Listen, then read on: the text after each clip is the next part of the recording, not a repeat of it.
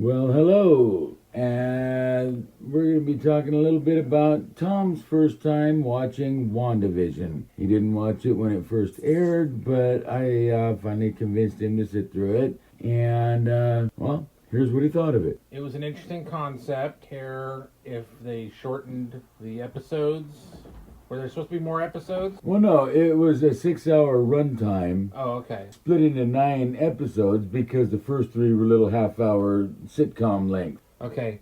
It seemed awfully truncated. So it was a 9-episode series, but it was the same length as what... It seemed very truncated, it should have been more. It seems like it started off bold, kind of hit and miss. All the little Easter eggs of, their Halloween stuff and the Quicksilver and all that. Agatha was the most fucking annoying of the whole show. I don't know how she got her own show, and I'm going to go into that a great deal because I hate that show as well. Not because it's gay, but because it's stupid and unnecessary. I think it was kind of... I understood...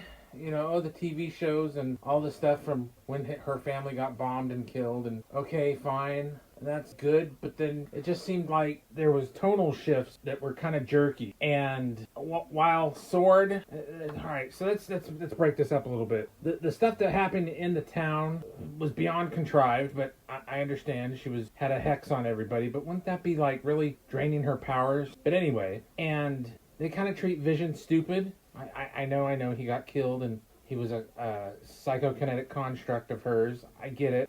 Her magic sex toy she can't live without. But it just seemed the pieces of the puzzle weren't put together properly to me in a way to create confusion or, what's going to happen next? Kind of a quasi-mystery box kind of thing that didn't work for me. And if we're going to have Sword in there, why do we have to have Sword have an ulterior motive or the palace intrigue with the Vision's body without...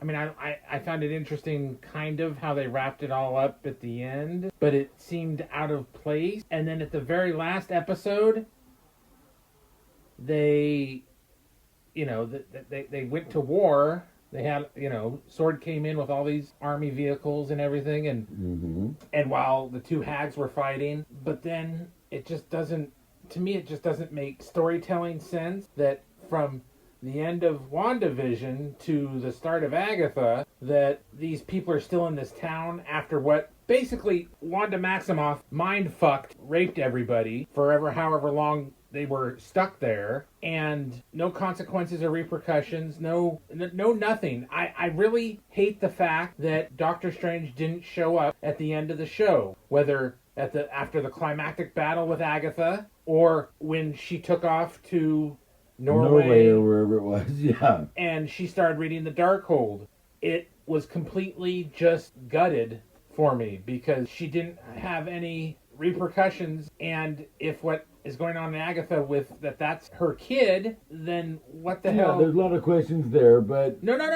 Because let's just keep it to WandaVision. No, but it they're connected. Well, yeah, they are. And it doesn't. You watch WandaVision and then and it doesn't work for me.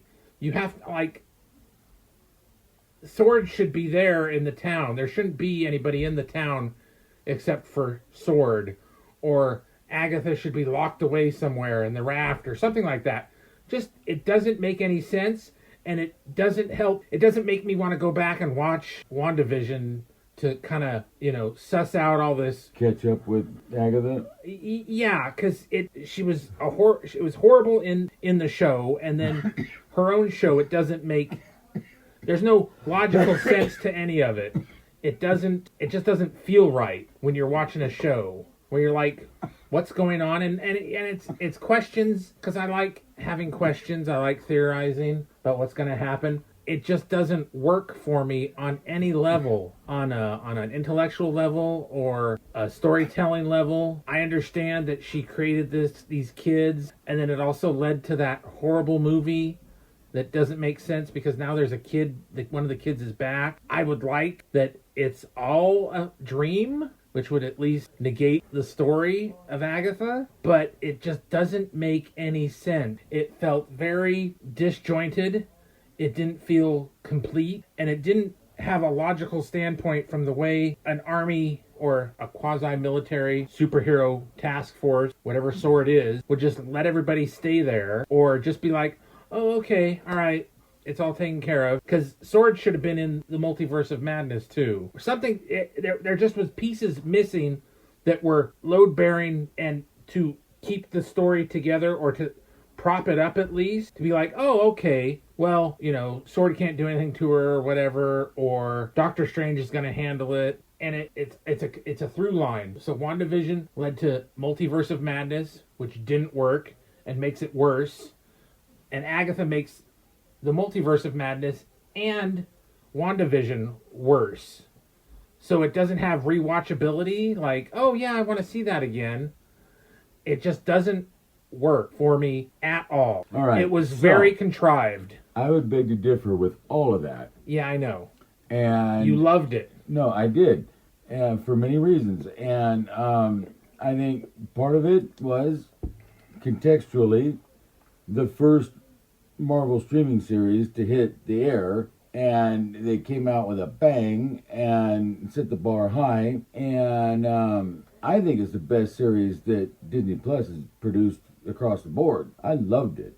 I thought it was just really outstanding. I thought everybody who worked on it outdid themselves as far as production design, the costumes, the recreation of the periods of the different sitcom episodes. I thought the acting was outstanding, especially Paul Bettany. He was just just outdid himself in all the different eras, and also playing the Vision, and also playing the White Vision. He was just so great. And I would maintain that the Vision fight in the end of the series, the two Visions going for it, one of the best superhero fights ever captured on screen. It was awesome. And I could go into why I thought it was awesome, but it was just the two Visions just going for it at each other. It was just so great. And I had some rewatchability for me, man. I remember when it was first being aired, I couldn't wait for the next episode. I would stay up till midnight sometimes to watch the new one before I went to bed.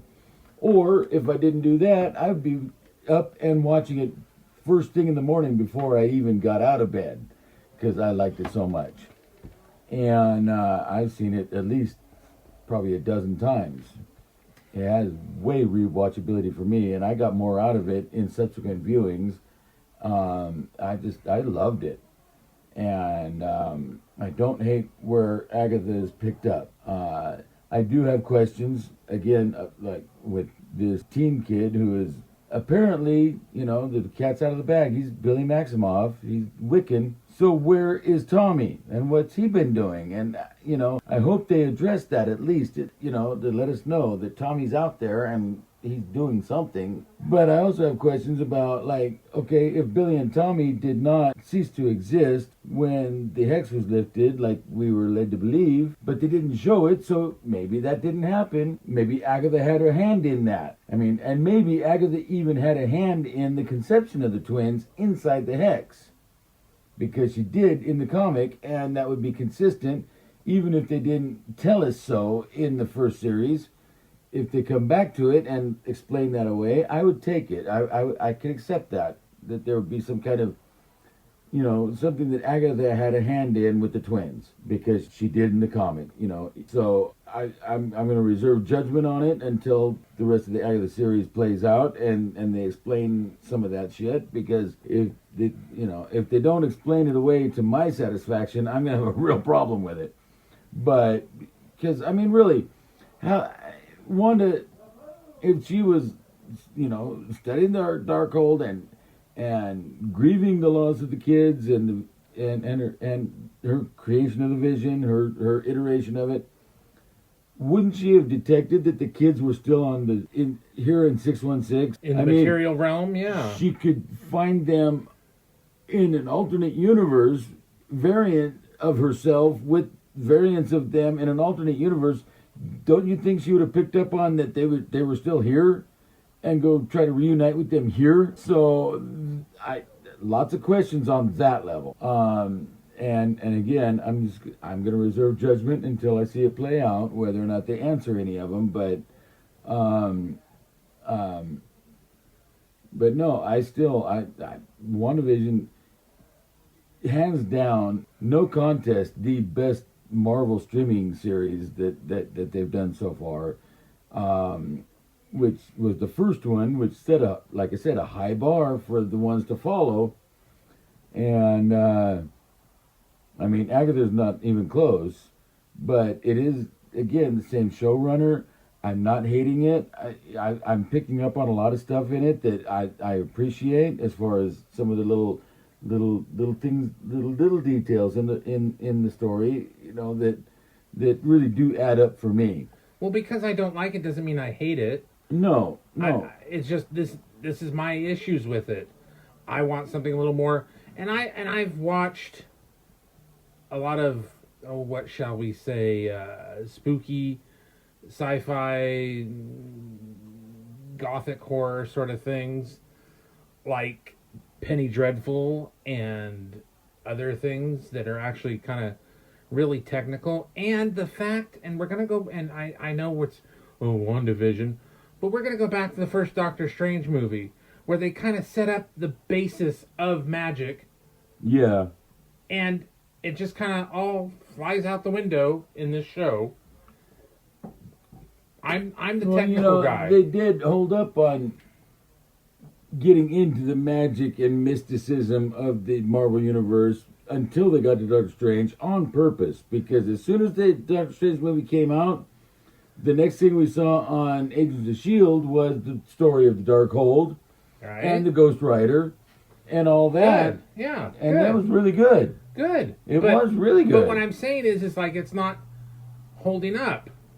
For me, it doesn't hold up. Because I saw the Ghost Rider and the Agents of S.H.I.E.L.D. episodes. And no, they were good. And it just doesn't, it's not consistent. It's not, and you can have different writers and different interpretations, but that you still have to have some sort of consistency, some sort of baseline, and it doesn't hold up for me. Yeah, well, it did for me, and mostly because it was, again, the first series coming out of Disney Plus on the streaming platform, and following up on the end game, and it was Wanda's post-blip experience when she came back from the blip and went off the rails and all that. And also, it introduced us to Monica Rambeau, which was significantly, rewritten from her original story, but still, we got Monica Rambeau out of it. I was really happy to see some of the other extended MCU family, Jimmy Woo and Darcy. I didn't expect that, and I thought that was a really nice touch. And it made sense why two of them were involved in it. Well, like the Darcy stuff was good, but then they just kind of drop her like a hot potato, and it just like, well, she got sucked into the hex, and all that happened. But I mean, like Jimmy Woo being there because somebody in Westview just happened to be in the witness protection program and missed their check-in, so that was what brought him to go see what was going on. Made sense. Monica being brought in because of the phenomenon that was going on made sense.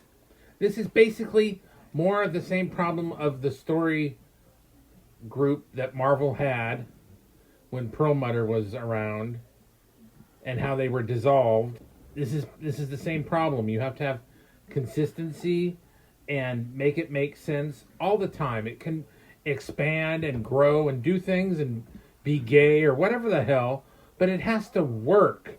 If it doesn't work for you, you're not going to watch it, and I'm not interested. It worked for me, man. When I saw the first 2 episodes and they were the black and white sitcom things, I was like, okay, what is going on here? I got to know. And then as it unfolded and we finally get to back out to the real world and find out what's really going on there, I was like, oh, no, I thought it was really well crafted, really well presented. It really kept me watching, and that I guess because I liked it so much, I'm biased with this Agatha thing because it is a total extension of the WandaVision with the same showrunner and production crew and everybody else. So I'm liking it, and I mean, I'm not jumping out of my skin over it like I was with WandaVision, but I'm serious, man. WandaVision was the shit. I loved it, and I've enjoyed several of the other series. I mean, you know, some of them have been bombs. But you like She-Hulk. But I didn't like the Secret Invasion. It was garbage. And you know, I actually enjoyed Ms. Marvel more than I expected I would.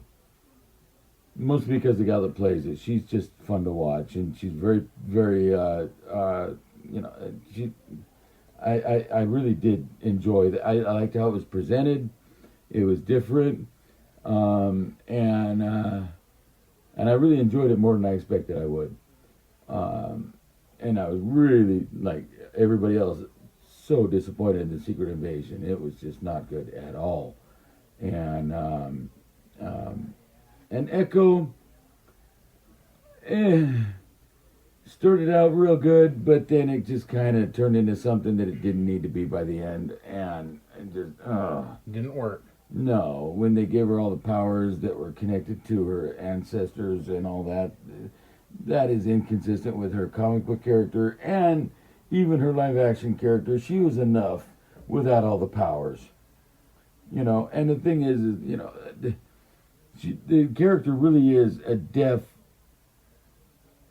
indigenous, you know, native tribe member, and they got a native indigenous actress who really is deaf to play it, and she's an amputee, which is not with the comics, but she is in real life, so whatever. She's a perfect choice to play the character. I'm not blaming the actress at all. It's just the way that it was treated by the end. They took it over the top, and it wasn't necessary. And just kind of, I love the powwow stuff. All right. Anyway, that's a topic for another day too. We'll have to go into Echo, but I mean, for Tom, he was not as impressed with WandaVision as I was, especially. I'm obviously. highly critical because it came out of Endgame and all sorts of other stuff, and the first Doctor Strange, so it had to be correct, and it wasn't. But anyway, in the comments, tell us what you think. Like, share, and subscribe.